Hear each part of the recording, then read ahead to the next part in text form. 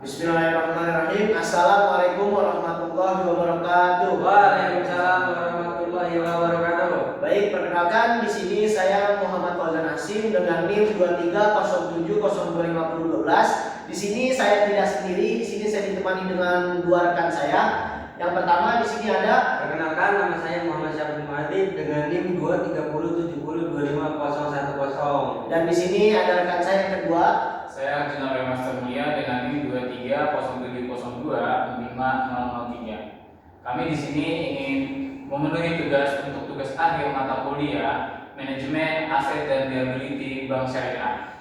Nah, teman-teman, di sini kami mengusung tema manajemen pembiayaan dan bank syariah.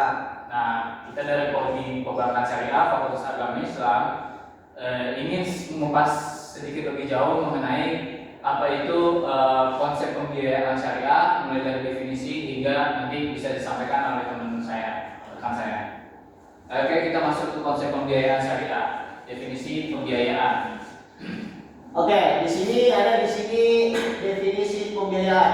Nah, kita bahas dari pertama yaitu definisi, yaitu ataupun pengertian dari pembiayaan itu sendiri, supaya kita secara jauh kita tidak bias gitu ataupun tidak pusing gitu dari pembiayaan itu apa sih segala macam. Nah, secara umum pembiayaan merupakan suatu kegiatan pembiayaan untuk mengadakan barang berdasarkan kebutuhan konsumen dengan pembayaran secara angsuran. Sedangkan dalam arti luas pembiayaan adalah berarti financing atau pembelanjaan, yaitu pendanaan yang dikeluarkan untuk mendukung investasi yang telah direncanakan baik dilakukan sendiri maupun dijalankan orang lain. Nah, jadi pembiayaan itu mendukung baik untuk diri sendiri maupun orang lain gitu. Jadi contohnya kalau saya bisa kasih contoh, misalkan contoh rekan saya Arjuna itu membutuhkan pembiayaan untuk apa? Untuk membuka usaha misalkan usaha risol. Nah, dia datang ke saya meminjam uang gitu untuk pembiayaan gitu. Nah, jadi secara langsung saya mendukung Arjuna ini rekan saya untuk membuka usaha.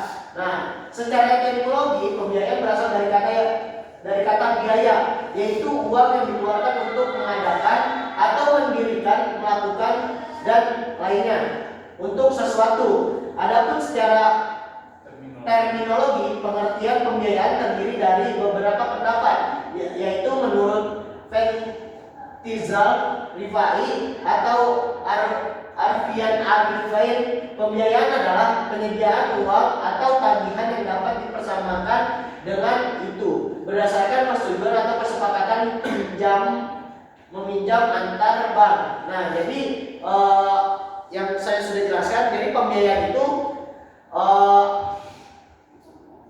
penyediaan uang untuk kebutuhan ataupun untuk mendukung, mensupport orang lain gitu, seperti itu. Oke, selanjutnya mungkin akan bisa dijelaskan oleh rekan saya. Nah, selanjutnya ini menurut daripada Syafi'i Antoni, pembiayaan adalah pemberian fasilitas penyediaan dana untuk memenuhi kebutuhan pihak-pihak yang merupakan divisi unit. Adapun menurut Undang-Undang Nomor 10 Tahun 98 tentang perbankan, bahwa pembiayaan berdasarkan prinsip syariah adalah penyedia uang atau tagihan yang dipersamakan dengan itu berdasarkan persetujuan atau kesepakatan antara bank dengan pihak lain yang mewajibkan pihak yang dibiayai untuk mengembalikan uang atau tagihan tersebut setelah jangka waktu tertentu atau bagi hasil. Artinya dari sebuah pembiayaan ini adalah kita bisa memenuhi kebutuhan daripada pihak-pihak tersebut gitu. Dan selanjutnya akan dijelaskan oleh Arjuna Leo. Oke, itu kan tadi gambaran jelas tentang definisi pembiayaan itu sendiri ya, baik dari epistemologi, terminologi, dan menurut para pandangan ahli dari yang kita kutip. Nah, jadi kita masuk ke tujuan dan jenis pembiayaan. Nah, sebenarnya tujuan pembiayaan itu apa sih? Nah, tujuan pembiayaan itu terdiri atas dua, yaitu bersifat makro maupun mikro. Jadi ada dua, teman-teman. Nah, tujuan yang bersifat makro itu seperti peningkatan ekonomi umat. Artinya, masyarakat tidak mendapat akses secara ekonomi dengan adanya pembiayaan dengan adanya saluran dana yang masuk ke masyarakat, mereka dapat melakukan akses ekonomi atau melakukan akses ekonomi, kegiatan perekonomian, mengakses ekonomi itu sendiri. Yang kedua, ada tersedianya dana bagi peningkatan usaha, artinya untuk pengembangan usaha untuk membutuhkan dana tambahan atau dana lebih. Nah, dana tambahan ini dapat diperoleh dari pembiayaan. Pihak surplus dana atau penyalur dana menyalurkan kepada pihak yang minus dana, artinya yang minim kapasitas pendanaan gitu untuk membiayai laju usahanya. Nah, yang ketiga, meningkatkan produktivitas dana untuk memberi peluang bagi masyarakat untuk meningkatkan daya produksinya. Nah, yang keempat, ada membuka lapangan kerja baru. Sedangkan tujuan yang bersifat mikro, jadi kan skala besar ya makro, skala kecilnya antara lain memaksimalkan laba atau keuntungan dan meminimalisasikan risiko kekurangan modal pada suatu usaha. Yang ketiga, pendaya gunaan sumber daya ekonomi. Yang terakhir, ada penyaluran kelebihan dana dari yang surplus dana ke yang defisit dana. Oke, selanjutnya kita masuk nih ke manajemen pembiayaan. Nah, jenis pembiayaan itu ada dua. Yang pertama, pembiayaan produktif atau komersial, dan pembiayaan konsumtif. Nah, pembiayaan produktif itu apa? Yaitu pembiayaan untuk keperluan usaha atau proses produksi barang dan jasa. Terdiri dari ada dua poin. Yang pertama, pembiayaan modal kerja, yaitu pembiayaan yang diberikan untuk membantu kebutuhan modal kerja usaha atau perputaran usaha nasabah. Yang kedua, pembiayaan investasi, yaitu pembiayaan yang diberikan untuk membiayai aktiva tetap yang digunakan untuk menunjang kegiatan usaha. Nah, pembiayaan produktif ini ataupun komersial itu pembiayaan untuk skala perusahaan gitu, untuk menunjang ataupun untuk memenuhi kebutuhan dari perusahaan itu tersendiri, dari dia membeli barang, jasa, dan lain-lain. Dan yang kedua itu ada pembiayaan konsumtif, yaitu pembiayaan yang diberikan untuk pembelian yang bersifat konsumtif atau digunakan sendiri. Nah, berarti ada dua nih, yaitu perbedaan dari produktif dan konsumtif. Kalau produktif itu buat perusahaan, dan konsumtif itu buat diri sendiri. Itu contohnya apa? Pembiayaan untuk membeli rumah, untuk kepemilikan kendaraan, motor maupun mobil, dan kepemilikan lainnya gitu. Nah, jadi pembiayaan ini memiliki dua jenis, yaitu pembiayaan produktif dan pembiayaan konsumtif. Nah, mungkin dan selanjutnya itu ada akad pembiayaan. Nah, selanjutnya akan dijelaskan oleh teman saya akad pembiayaan itu sendiri. Nah, selanjutnya ini ada akad daripada akad pembiayaan. Yang pertama itu ada yang namanya jual beli. Dan yang pertama itu murabahah, yaitu akad pembiayaan suatu barang dengan menegaskan harga belinya kepada pembeli dan pembeli membayarkannya dengan harga yang lebih sebagai keuntungan yang disepakati. Jadi contohnya itu semisal kita ingin membeli rumah dengan harga 5M, lalu nanti dari pihak banknya itu dia bilang harganya 6M. Artinya nanti dari pihak banknya itu dia meminta keuntungan 1M, artinya keuntungan tersebut sudah disepakati di awal. Selanjutnya itu ada salam, yaitu akad pembiayaan suatu barang dengan cara pemesanan dan pembiayaan harga yang dilakukan terlebih dahulu dengan syarat tertentu yang disepakati. Selanjutnya ada istisna, yaitu akad pembiayaan barang dalam bentuk pemesanan pembuatan barang tertentu dengan kriteria dan persyaratan tertentu yang disepakati antara pemesan atau pembeli dan penjual ataupun pembuat. Nah, selanjutnya itu ada akad pembiayaan sewa, yaitu ijarah, yaitu akad penyediaan dana dalam rangka memindahkan hak guna atau manfaat dari suatu barang atau jasa berdasarkan transaksi sewa tanpa diikuti dengan pemindahan kepemilikan barang itu sendiri. Dan selanjutnya juga ada IMBT atau Ijarah Mutahiyah bin Tablik, yaitu akad penyediaan dana dalam rangka memindahkan hak guna atau manfaat dari suatu barang atau jasa berdasarkan transaksi sewa dengan opsi pemindahan ke pemilikan barang. Selanjutnya ada akad pembiayaan bagi hasil atau syirkah. Mudorobah yang pertama dalam pembiayaan adalah akad kerjasama suatu usaha antara pihak pertama yang menyediakan seluruh modal dan pihak kedua amil mudorib atau nasabah yang bertindak selaku pengelola dana dengan membagi keuntungan usaha sesuai dengan kesepakatan yang dituangkan dalam akad. Sedangkan kerugian ditanggung sepenuhnya oleh bank syariah kecuali jika pihak kedua melakukan kesalahan yang disengaja, lalai atau menyalahi perjanjian. Dan selanjutnya juga ada musyarakah, yaitu akad kerjasama di antara dua pihak atau lebih untuk suatu usaha tertentu yang masing-masing pihak memberikan porsi dana dengan ketentuan bahwa keuntungan akan dibagi sesuai dengan kesepakatan, sedangkan kerugian ditanggung sesuai dengan porsi dana masing-masing.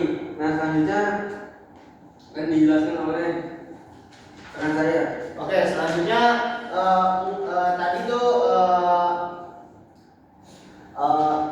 akad-akad ataupun tujuan dari manajemen pembiayaan itu. Nah, tadi kan akad-akad itu banyak itu yang sudah disebutkan oleh rekan-rekan saya. Ada mudoroba, ada istisna dan segala macam. Nah, kita akan masuk ke unsur-unsur pembiayaan. Nah, unsur-unsur pembiayaan itu apa sih? Dan unsur pembiayaan itu apa gitu? Ya kan? Mungkin bakal dijelaskan oleh rekan saya. Nah, kita masuk dalam unsur pembiayaan. Nah, dalam pembiayaan ini mengandung berbagai maksud, atau dengan kata lain dalam pembiayaan tergantung unsur-unsur yang direkatkan menjadi satu. Adapun unsur-unsur yang terkandung dalam pembiayaan menurut Kasmir yaitu yang pertama kepercayaan, harus ada trust identity atau identitas kepercayaan dari pembiayaan itu sendiri. Bagaimana landscape dari konsep pembiayaan ini mulai dari awal sampai akhir harus terstruktur dan menggunakan mekanisme saling percaya. Nah, kepercayaan ini merupakan suatu keyakinan bahwa pembiayaan yang diberikan benar-benar diterima kembali di masa yang akan datang sesuai jangka waktu yang tidak diberikan. Kepercayaan yang diberikan oleh lembaga pemberi pembiayaan sebagai dasar utama yang melandasi mengapa suatu pembayaran berani dikucurkan atau digelontorkan gitu. Nah, oleh karena itu sebelum pembiayaan dikucurkan atau disalurkan harus dilakukan penyelidikan terlebih dahulu, dan penelitian terlebih dahulu apakah pembiayaan ini secara mendalam tentang kondisi nasabah atau yang seperti saya tadi bilang classification of identity tadi, identitas kepercayaan nasabah. Nah, baik secara intern maupun ekstern. Nah, setelah terjadi kesepakatan antara si pemohon dan pihak lembaga pemberi pembiayaan, kemudian dituangkan dalam suatu akta atau dalam suatu perjanjian di mana masing-masing pihak menandatangani hak dan kewajiban masing-masing. Kesepakatan ini kemudian dituangkan dalam akta pembiayaan dan ditangani oleh kedua belah pihak. Nah, yang kedua ada jangka waktunya. Nah, setiap pembiayaan yang diberikan memiliki jangka waktu tertentu. Nah, jangka waktu ini mencakup masa pengembalian pembiayaan yang telah disepakati di awal tadi, yang telah disepakati bersama. Jangka waktu merupakan batas waktu pengembalian angsuran yang sudah disepakati kedua belah pihak. Untuk kondisi tertentu, jangka waktu ini bisa diperpanjang sesuai dengan kebutuhan. Yang ketiga ada risiko, yaitu akibat adanya tenggang waktu, maka pengembalian pembiayaan akan memungkinkan suatu risiko tidak tertagihnya atau macet pemberian suatu pembiayaan. Semakin panjang jangka waktu untuk pembiayaan, maka semakin besar risikonya.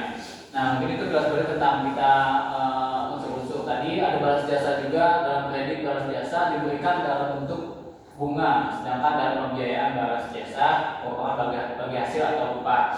Itu yang kita sama-sama terapkan di bank syariah, bagi hasil atau upah.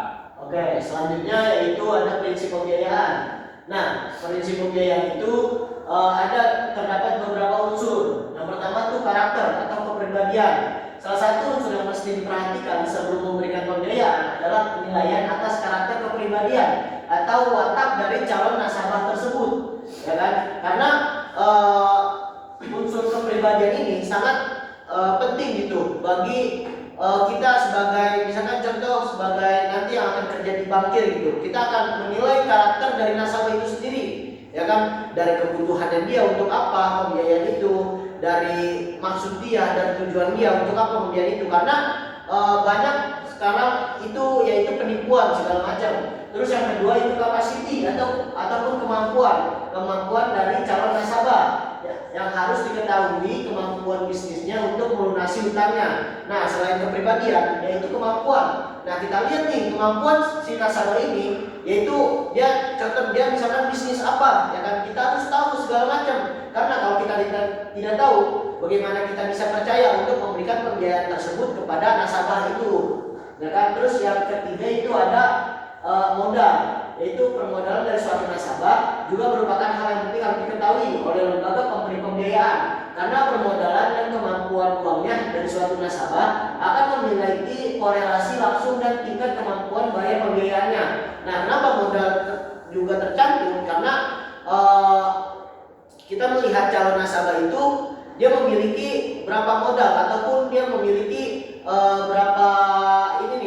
berapa uang gitu di bisnisnya itu sendiri. Karena itu akan menimbulkan resiko kalau kita tidak melihat modal tersebut. Terus yang itu selanjutnya ada kondisi ekonomi dari nasabah itu sendiri, gitu kan. Kondisi perekonomian secara mikro maupun makro merupakan faktor penting pula untuk dianalisis sebelum pembiayaan diberikan. Jadi sebelum kita memberikan pembiayaan, kita harus bisa menganalisis nih si nasabah ini dari kebutuhannya, maksud dan tujuan dia untuk pembiayaan ke kita, dan kita analisis kalau kita kasih pembiayaan itu kedepannya dia bakal seperti apa segala macam. Dan terus ada anggunan, yaitu tidak diragukan lagi bahwa betapa pentingnya fungsi anggunan dalam setiap pemberian pembiayaan, karena itu bahkan undang-undang mensyaratkan bahwa anggunan itu mesti ada dalam setiap pemberian pembiayaan.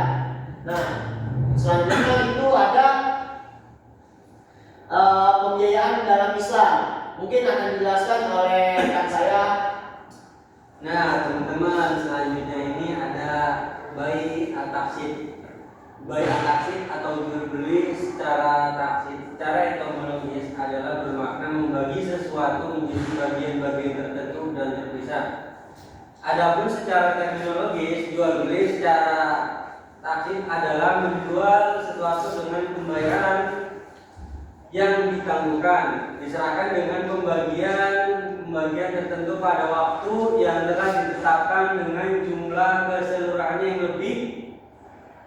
keseluruhannya yang lebih banyak dari harga kontan. Contoh nih, seseorang membeli mobil dengan harga 100 juta dengan membayar pada setiap bulannya sebanyak 10 juta selama 10 bulan, di mana harga mobil ini secara kontan hanya dengan 90 juta. Adapun jenis-jenis jual beli taksi dibagi menjadi 3 bentuk nih. Yang pertama, sistem kontan dan angsur. Contohnya seorang penjual berkata, saya jual mobil ini seharga 100 juta secara kontan dan seharga 150 juta untuk diangsur. Nah, yang kedua ada sistem angsuran pilihan dengan jangka waktu. Contoh, seorang penjual berkata, saya jual mobil ini secara angsur. Kalau 1 tahun harganya 150 juta, kalau 2 tahun harganya 175 juta, dan kalau 3 tahun harganya 200 juta. Nah, yang ketiga ini sistem kontan dan angsur dengan pilihan. Oke, contoh dari sistem kontan dan angsur dengan pilihan jangka waktu, yaitu contohnya seorang penjual berkata, saya jual mobil ini 1 juta secara kontan, dan kalau secara angsur 1 tahunnya seharga 150 juta, kalau 2 tahun seharga 175 juta, dan kalau 3 tahun seharga 200 juta. Jadi sistem kontan dan angsur dengan pilihan jangka waktu itu sangat memungkinkan ataupun sangat meringankan nasabah itu tersendiri gitu, ya kan. Terus selanjutnya, hukum. Nah, selanjutnya di sini ada hukum jual beli taksir. Ada 2 pendapat di kalangan para ulama tentang hukum jual beli secara taksir. Ini ada sebagai berikut. Pendapat pertama, bolehnya jual beli secara taksir. Ini adalah pendapatan jumhur ulama dari kalangan sahabat, tabi'in dan para imam ahli ijtihad. Nah, itu pendapat pertama itu boleh. Nah, sedangkan pendapat kedua kita lihat coba ya. Pendapat kedua itu dari para ulama juga membolehkan seperti itu. Oke, mungkin sekian materi yang kita bisa sampaikan tentang manajemen pembiayaan di bank syariah. Mungkin jikalau ada salah kata ataupun kita kurang memberikan penjelasan yang jelas, mungkin kita minta maaf karena kebenaran itu hanyalah milik Allah Subhanahu wa taala. Kami bertiga mohon pamit undur diri. Billahi bisa bililhan, fastabiqul khairat. Wassalamualaikum warahmatullahi wabarakatuh.